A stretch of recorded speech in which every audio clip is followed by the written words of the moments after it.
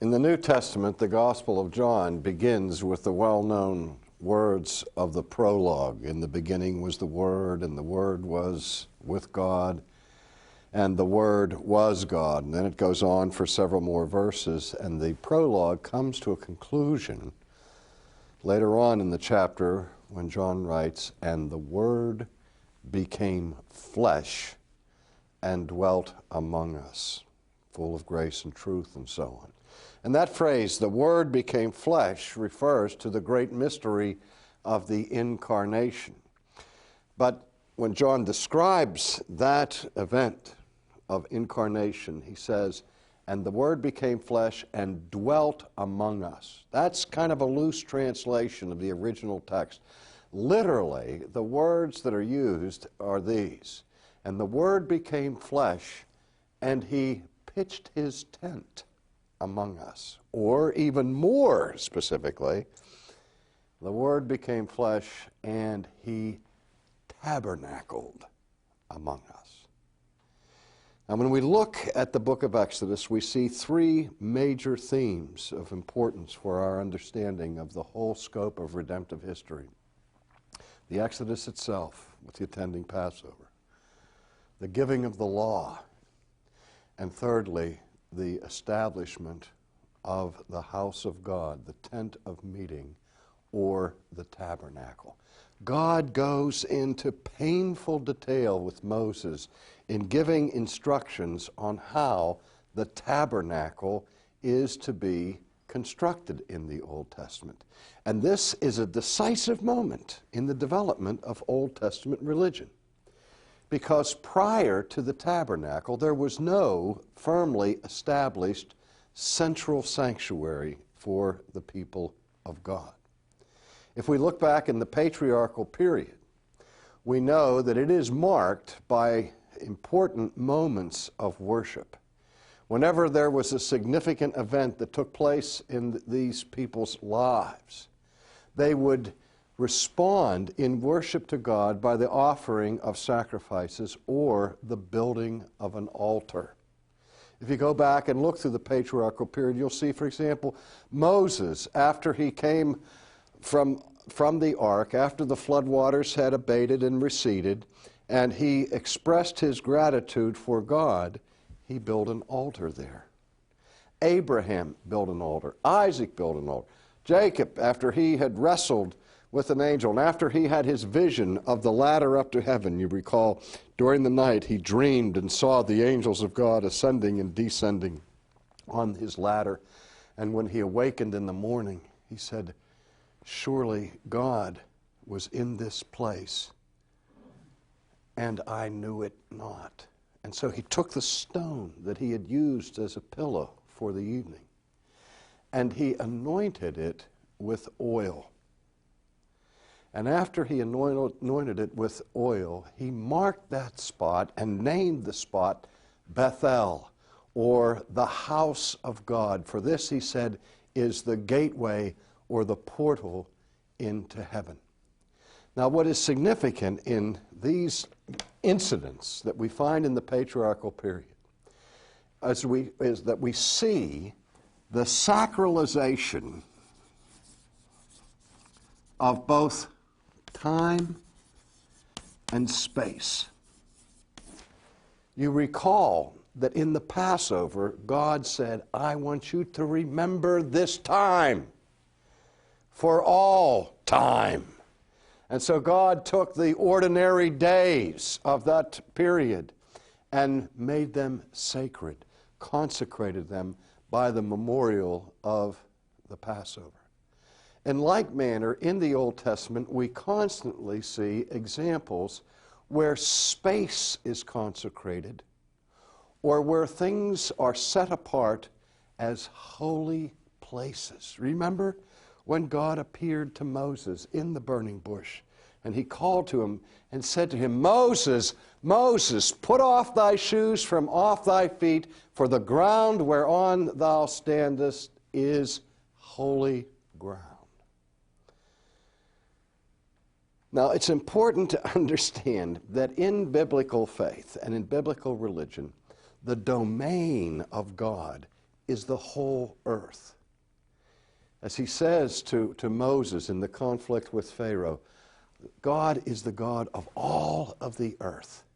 His presence is ubiquitous. That is, he is omnipresent. There is nowhere where God is not. The psalmist cried out later, "Where can I flee from thy spirit, O Lord? If I ascend into heaven, thou art there. If I make my bed in Sheol, behold, thou art there." And so that idea of the universal presence of God is deeply rooted in the Old Testament. And the whole earth is sacred. The whole planet is holy insofar as it is his possession. But in spite of these principles, there are still these intrusions into time and into space where God makes himself known in a peculiar way and in a particular sense that take on special significance. And so during the patriarchal period, when God would meet with his people, the place where he came became sacred. And to this day, we still refer to Palestine as the Holy Land. And we make pilgrimages there, and we want to walk where Jesus walked and stand where Jesus stood. And we're somewhat awestruck, even though the earth is commonplace. It's made holy by the visitation of God.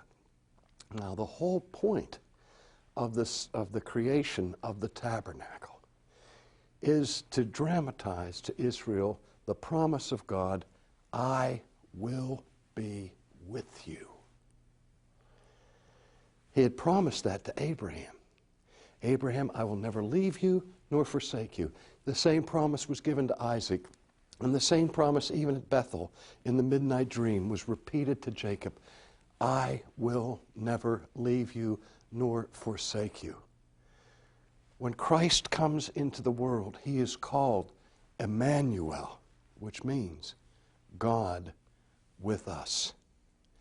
And so the way in which the presence of God is marked and outwardly symbolized in the Old Testament wilderness experience is in the construction of the tabernacle. The tabernacle as the tent of meeting, the place where God says that he will come and be with his people. And so he commands that Moses build this enormous structure. And it is a tent. And the reason it is a tent is that the people of Israel have not yet settled into the promised land. They are still in transition. They're a semi-nomadic people, moving from place to place, wandering about in the wilderness. But the whole point is that wherever they go, it is God who leads them, and it is God who promises to be with them. The people themselves are living in tents, and so they are commanded to build a tent for God. Now, whenever the people of Israel would move from place to place, and they would come to a new location or a new site for them to remain for a period of time, they would encamp basically in circular fashion.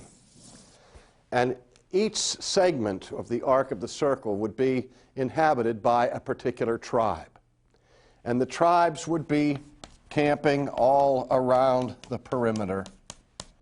But in the direct mathematical center of the camp was to be the tabernacle, the tent of meeting, the house of God. Now, this symbolized many things. As I've said already, it indicated the visible reminder of the promise of God to be in the midst of his people. I remember back during the civil rights movement in our own national history, a song was composed that became popular, particularly for those who were involved in civil rights marches and so on. The people would sing together, "We shall not be moved." You remember? We shall not be moved, and so on. And those words were borrowed directly from the Psalms of the Old Testament, specifically from Psalm 46, where that psalm talks about the threat of destruction and catastrophe that might befall the nations. The sea roars and is troubled, and the sea beats against the sides of the mountain, and the storm is so great that perhaps even the mountains will be cast into the midst of the sea. But in contrast with the threatening imagery of the storm and of the sea is the peaceful and calm image of the river. Traditionally, in Hebrew poetry, the sea was the symbol of threatening power, where the river was the symbol of life. Because the psalmist goes on to say, "But there is a river, the streams whereof make glad the city of God. For God is in the midst of her, she shall not be moved." In other words, the reason for the psalmist's confidence of enduring and of stability and of permanency was the promise that God would be in the midst of his people. And so that's the first and foremost significance of the placement of the tabernacle when the people gathered while on the march. The second significance is this: that Israel was not the only semi-nomadic people in antiquity. Most of the nations of the Semites at that time were people who grazed and browsed through the desert regions and so on, and even other nations that had permanent settlements would oftentimes go on the march for purposes of military conquest or whatever. And the custom in antiquity was that when the nations were on the move and lived in tents, that central tent in the establishment was always occupied by the king. This was the king's place. And the symbolism of the tabernacles being in the center of the encampment was that the Jewish people at this point have no king except God. God is their king, and he is a king who is not a remote or an aloof king, but he's a king who dwells in the midst of his people. Well, let's look now at some of the structure of the tabernacle itself. The entrance to the tent faces the east. So this is the east, this is the north, this is the south, and this is the west. In fact, I'm going to, I'll leave this as it is for now. And the tent was portable, could be put up, taken down, and when it was taken down and transported, it was to be transported by a subdivision of the Levites. Remember, the Levites were set apart for priestly duties. And of the tribe of Levi, there was a family or a clan of the house of Kohath, and the Kohathites were responsible for transporting the sacred vessels that were part of the tabernacle, so that nobody else was allowed to handle these things. They were trained their whole lives for the proper procedure of how to move and tear down and set up the articles of the tabernacle. We see that later on with the sudden destruction of Uzzah when he touched the Ark of the Covenant, because he violated the prescriptions that were given in the ancient setting for the handling of the special sacred vessels of the Ark. The tabernacle itself, or the sanctuary, was 1,200 square yards in size. 1,200 square yards. That is a huge tent. But the sanctuary itself had the bulk of the space of this tent was what was called the outer court. And then there was the inner court, which was called the holy place.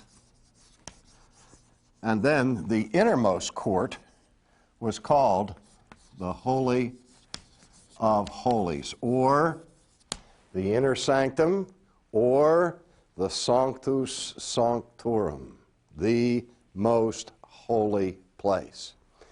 Now, it is significant that the perimeter outside was protected by the Levites. And the rank and file person did not come into they would come up to the tabernacle, but they didn't enter the tabernacle. And certain things took place inside the sanctuary. Now, again, the inner sanctuary, including both the holy place and the Holy of Holies, was 55 feet by 15. And in the outer court, there were two articles that were found there.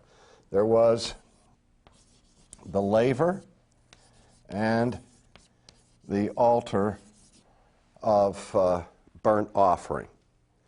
Now, the laver was made, let me see, first of all, was made chiefly of bronze, and it was the place where the priests would come to go through the purification rites. Before they could fulfill their priestly duties, they had themselves to be cleaned. They had to wash. And the word laver is the word from which we get the word bath.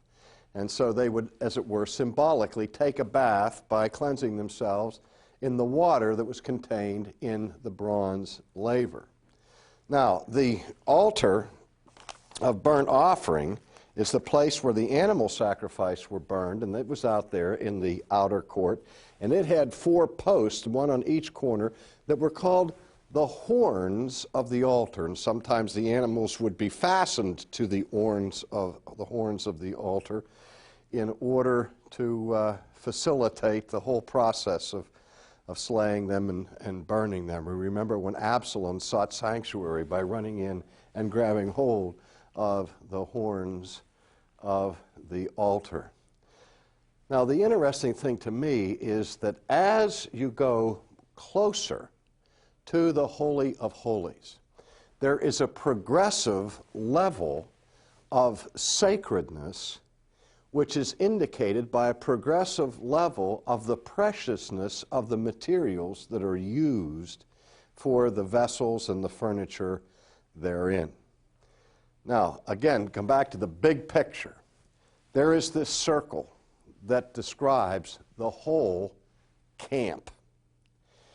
And everything outside of the encampment was considered unclean.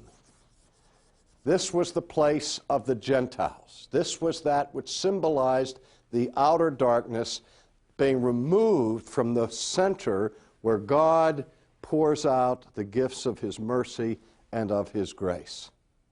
And the closer you get to the center, the closer you approach the direct presence of God. Now again, they understood that God actually was everywhere. But in His redemptive activity, where the means of His grace were focused, there was this most sacred of all places, the Holy of Holies. And the further you got away from the Holy of Holies, the further you were moving to that place which was unclean and symbolized the outer darkness. The symbolism of this is used throughout the teaching of the Scriptures, in the writings of the prophets and on into the New Testament. It's been said, for example, that the Gospel of John follows in its content and the book of Revelation very heavily upon the furniture that was found first in the tabernacle and later in the temple, where you have the candlesticks and all of that sort of thing repeated, and that Christ in the Gospel of John is called the light of the world. Because in the holy place, you had the candlestick, the 7-branched candlestick, the menorah, where the light was kept perpetually burning, again symbolizing the eternal presence of God. And also in the holy place, you had the altar of incense, and it was smaller than the altar of burnt offering, but was comprised of more precious materials. But the purpose of the altar of burnt incense was to illustrate the work of prayer. The priests would go there and offer their prayers for the well-being of the people. And the significance of the incense was that as the incense burned on the altar, it gave a pleasant aroma to the environment. And that was important because remember, you're slaughtering animals in and around this sanctuary, and that is somewhat odoriferous from time to time. And so the olfactory sense of the religious centerpiece of Israel was made more sweet and delightful by the presence of the altar of incense. It's also important that this altar informs much of the language of the Old Testament and the New Testament. And for example, when the people of Israel were obedient to God and God was pleased with them, he would say that the fragrance of their prayers was a sweet aroma in his nostrils. But when the people became corrupt and their worship degenerated into rote externalism and so on, God spoke to them in judgment, saying, I despise your feasts, I abhor your solemn assemblies, and your sacrifices have become loathsome to me. They are a stench in my nostrils. Again, in the New Testament, the work of Christ is described as being a sweet aroma and fragrance to God, as he not only fulfills the whole of the tabernacle, but in a real sense, every one of its parts. He's the light of the world. He's the bread of life. The other article in the holy place is the table of showbread. And he is the bread of life. There's a loaf of bread provided for each of the 12 tribes, indicating God's provision of his people in their needs in this world and in the wilderness. Christ is the laver of our regeneration. He's the one who cleanses his people from their sins.